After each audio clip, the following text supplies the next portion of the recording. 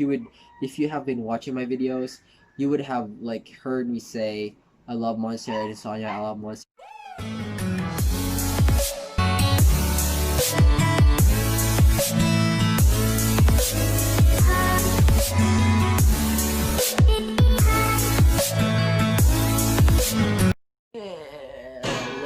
Hello everyone, welcome back to my channel. It's Peter Planter, and today I'm going to talk about my plants, or let's say the very first plants that I have or that I had when I was like starting this hobby and when I started my YouTube channel. It's been a while. It's been 11 months since I started my YouTube channel, and it's been a journey. And after 11 months, I've had a lot of plants already, and today I'm gonna show you an update of what they look like right now and how they're doing, of what plants I killed and what plants survive under my care. So without further ado, let's start because I'm excited. First, I'm gonna start with calatheas because calatheas are the plants that I started with. Basically, when I started having houseplants, I bought a Calathea argentea by the sidewalk, and I actually didn't know that calatheas didn't like tap water or chlorinated water, that they preferred distilled water and those things like that. So I got my Calathea argentea, and I remembered watering it the day I got it and transferring it the day after. And after a week, it died. It actually died. It really didn't like the chlorinated water that I watered it, and also it reacted very quickly. It just died and didn't say hello, I'm back again. So yeah. So the next one is the Calathea makoyana. If you have remembered this calathea right here, the size of this one drastically improved for 11 months. It has pushed out a ton of leaves, and it is already very tall. As you can see, when I first got this one, it was very tiny, it was very sparse, and now it's very full. Don't mind if it's facing one way or another, because it's leaning into a wall outside my house, and luckily it survived under my care. It loved the humidity here at home. Sometimes it gets the brown edges, but not all the time, because here at home it's pretty humid, and I've got 3 of these, and the 3 of them are doing so well. I'm very happy, and they didn't give me any more problems aside from brown edges and like dead leaves. That's it. That's it. That's it. Okay, the next one is the Calathea rattlesnake, or the Calathea lancifolia. This one didn't grow as much as the others. It was very slow. It was the last, or it was like the slug of all the calatheas that I have. It was growing very slow. It didn't push out any growth for months, and just last month it pushed out a huge ass leaf right here, bigger than the others, and that's it. It just pushed out this one huge leaf, and that's it. So I don't really know what's up with this Calathea lancifolia, but so far it's not giving me problems at all. I wanted a bigger one like this, but I'm looking forward for this one to get bigger, so I'm not buying another one, and I'm not spending another Calathea that would just die off in under my care. So talking about calatheas that does not like under my care, I have a Calathea Stramanthe tricolor, or Stramanthe tristar. I had a Stramanthe tristar before I really started a Stramanthe tristar when I was starting my houseplants, and now I don't have any because I just didn't have any luck with Stramanthe tristar. I actually had a Stramanthe tristar that survived under my care for about 6 months, and that's it. And it didn't like it anymore, and it just said bye-bye to me. So yeah. And the last Calathea that I'm gonna mention is this Calathea rufibarba. so far. This Caleta rufibarba is amazing. It has been growing crazy, like crazy, for the past few months. And if you would see the video, when I got this one, it was just a few stems, and it actually, a little like information, this one actually almost died because some birds was pecking on it, and it was eaten by some caterpillars or whatever, and it almost dried up completely. And then I transferred it to a place where all my calaceas are gathered up, and it has been pushing a lot of growth for me. Still pushing a lot of growth right now, and it's been growing like crazy. It is one of my favorite calaceas at the moment because it is just very easy to take care of this Caleta rufibarba, and I had no problems with it. So, moving on from calatheas, I'm gonna go to this I'm gonna go with this first. So, I love, like, I remembered the first philodendron I had was a philodendron Vermarx, which is that. So this one is just a cutting of like my original burl marks that I had in the video, and I think this one is one of the 3 or 4 cuttings that I made, and now it's very huge. And what's odd is that the cuttings that I made out from this like burl marks is larger than this burl marks in reality, and I don't know why, or I don't know the reason. Oh, the chickens are awake. So anyways, I don't know the reason why they're more like they're larger than this one. Their leaves are larger, and they've been growing like crazy, while this one is just growing so slow and cute. I mean, I don't mind. And this one is for sale in my shop. If you want to get this one, then get it. You can order in my shop, the Verde Fronde, or the Verde Fronde. It's available. So yeah, this has been growing very slow for me. And over the past few months, my burl marks has been propagated for quite a number of times. I think it's already the 5th time I propagated it, and I had no problems with the other burl marks. It's like they're just growing naturally. I've actually created a natural habitat for them, for my plants by my house, so that's why they're growing very, very fast. And I think they're growing a lot bigger because they're more comfortable there compared to this one. This one is a place under a shelf or of some sort, I don't know. So I apologize if my voice is kind of different. My nose is kind of congested. I don't know, some kind of allergy or something like that, but not important.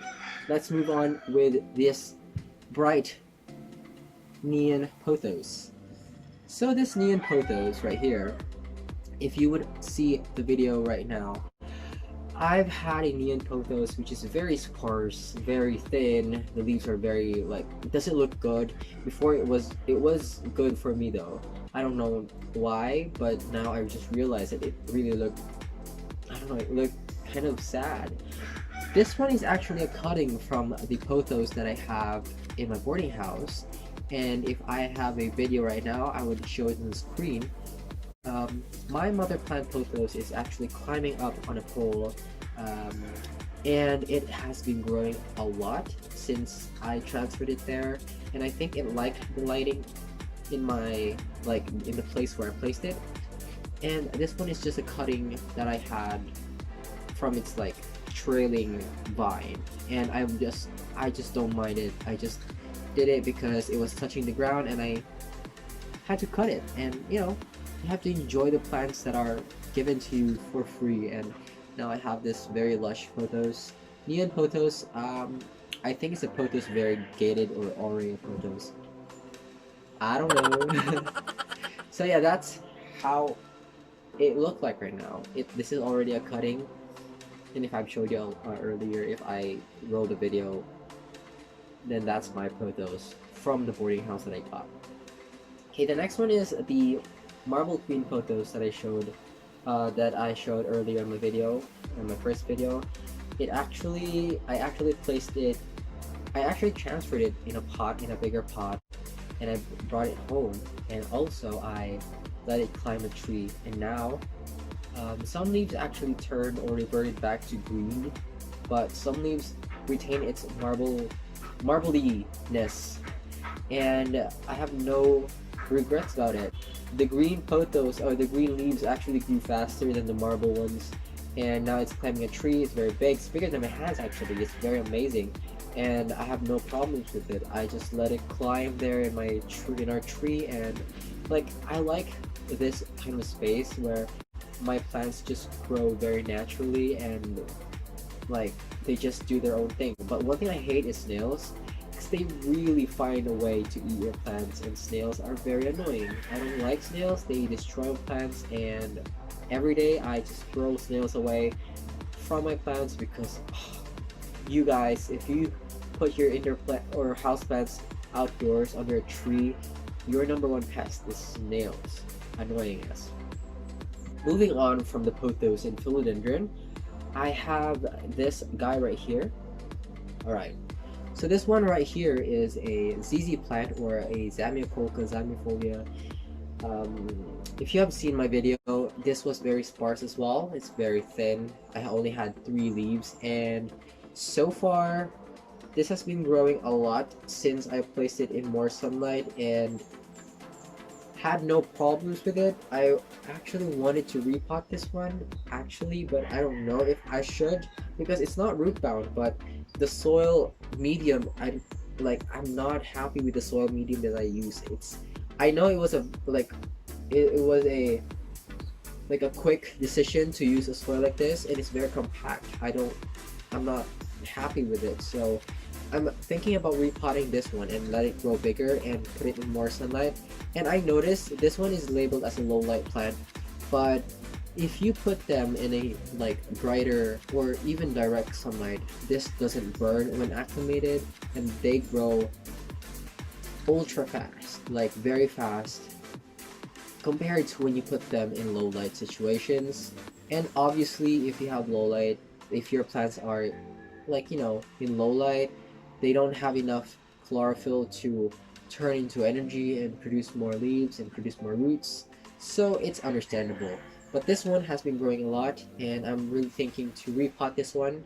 And yes, before I forget, I actually forgot to mention that I have one more calathea here, and don't mind that it's in a nursery plastic bag, because the story behind this one is because it was dying. It was really dying, and I told myself to just leave it behind and let nature do its thing. If it's gonna survive, then it's gonna survive, but if it's gonna die, then let it die. But one thing I noticed, if you put this one, if you let nature do its thing, then nature would really find a way to live. And this one is a pinstripe calathea. I love pinstripe calathea, just because of the leaves and the texture of the leaves and patterns. This was also the very first pinstripe calathea, and I didn't buy any other calathea pinstripe. So this one is just regrowing, and this one is the original plant. I cut it off and it died, and this one is growing another one, and I'm hoping that there's gonna be more babies around here, because it's already worked. It's finally working, so yeah. Alright, we are done with calatheas. That was just a advertisement. Anyway, so the next plant is actually a sad plant. I love this plant, but recently we're not friends with this plant. I don't know, it's been a pain in the ass for taking care of this plant, because I don't know, it's been finicky and it doesn't listen to me, it doesn't like me. So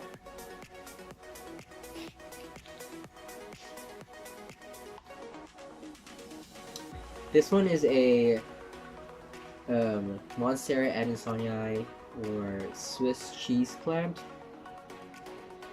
Something's wrong with this one. I don't know, but if you can see, it's not fully healthy, and I think it's a mosaic virus. I don't really know. I'm still trying to troubleshoot this one. And the story behind this one is I had my original Monstera adansonii climb up a pole, and it was really doing well. I made a mess. So it was really doing well until there was a day where I placed it under the heat of the sun and I forgot about it, and I did a very big mistake which burned the leaves, and starting on that day it didn't do anything better. It was just declining. It was doing nothing for me. It was disappointed. I think it really hated me that much that it wasn't growing for me anymore. And even though I was propagating it in water, and when I transfer it to soil, it just dies off completely, and it doesn't really like me. So unlike before, when I had my Monstera adansonii, the first few months I had it, even when I cut it and put it in soil, it doesn't die on me. It was just growing so fast, and even it was indoors. But this one is outdoors, and it's problematic. Actually, I have two more pots in this one. Two more pots of Monstera adansonii that is inside my aquarium, which is like my rooting aquarium or my propagation aquarium. So it's growing well there. No problems. It's just tinier than this one. So hopefully that my Monsteras would grow bigger. Monstera adansonii, because I love this plant. I still have to treat this one with neem oil because there's some stuff right here, and I love Monstera adansonii. If you have been watching my videos, you would have heard me say I love Monstera adansonii. I love Monstera adansonii for a couple of times in my videos, and yeah, it's true. But now I'm stuck with this. But fighting. Neighbor's dog is starting to bark. Oh my goodness.